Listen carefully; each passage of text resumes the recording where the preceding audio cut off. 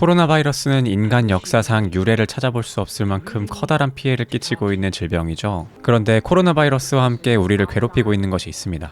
바로 이상기후인데요. 환경오염으로 인해 전 세계적인 이상기후가 발생하고 인류의 생존을 위협하고 있죠. 이처럼 바이러스와 질병, 그리고 환경의 변화는 이제 영화나 책에서만 벌어지는 그런 일이 아니라 우리의 눈앞에 다가와 우리를 위협하고 있는데요. 오늘은 이런 질병과 환경의 오염이 심각해져 인류의 멸망이 다가왔을 때 벌어질 수 있는 일에 대해 다룬 영화 3편에 대해서 소개해드리겠습니다.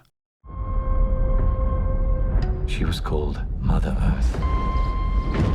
첫 번째 작품은 콜로니, 지구기환 프로젝트입니다. 기후변화, 대유행 질병, 전쟁 등으로 인해 지구에서 더 이상 살 수 없게 된 엘리트 지배층은 지구를 탈출하여 케플러 209 행성에 거대한 바이오돔을 짓고 정착하게 됩니다. 하지만 케플러 성에 도착한 정착민들은 여성의 생식 능력이 완전히 사라지면서 인류는 전멸의 위기에 처하게 되는데요. 정착민들은 생존을 위해 지구로 귀환하는 율리시스 프로젝트를 진행하게 됩니다. 하지만 프로젝트 진행 중 율리시스 1호가 실종되게 되는데요. 1호를 찾아 나서는 율리시스 2호에는 프로젝트 도중 실종된 아버지의 뒤를 따라 우주비행사가 된 블레이크가 참여하게 됩니다. 블레이크와 일행들은 케플러 행성을 떠난 지 563일 만에 지구에 도달하게 되고 이곳에서 지구의 생존자들과 만나게 되는데요. 과연 그녀는 자신의 아버지를 찾아내고 케플러 행성의 인류 종말을 막을 수 있을까요?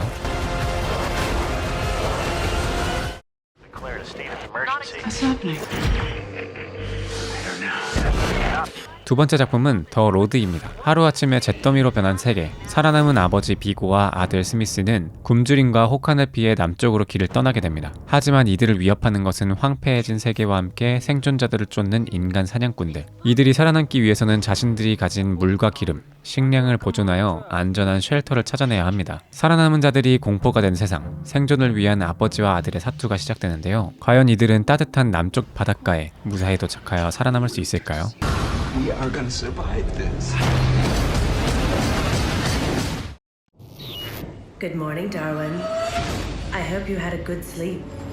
세 번째 작품은 2149 더 애프터매스입니다. 2149년 역사상 가장 큰 전쟁이 일어난 지 9년 뒤 전쟁은 결국 대규모 화학전으로 끝나게 되고 수십억 명의 사람들이 공기 중 독으로 사망하게 되고 생존자들은 정부에 의해 각자의 포드 안에 감금된 채 생활하도록 규정됩니다. 주인공 다윈 역시 컴퓨터와 연결된 좁은 포드 안에서 음식과 오락, 피난처에 대한 대가로 광물을 채굴하고 있는데요. 어느 날 번개 폭풍으로 인해 다윈의 포드가 셧다운되고 공기 정화 장치마저 멈추게 되자 다윈은 방독면을 쓰고 포드 밖으로 나가게 됩니다. 하지만 밖으로 나간 다윈은 공기 중에 전혀 독이 없다는 사실을 알게 되는데요. 자신의 엄마가 살고 있는 M309 구역의 포드를 찾아 길을 나선 다윈은 외부의 생존자들과 만나게 됩니다. 그리고 이 세계가 철저히 조작되어 있다는 것을 알게 되는데요. 과연 다윈은 살아남아 자신의 엄마를 다시 만날 수 있을까요?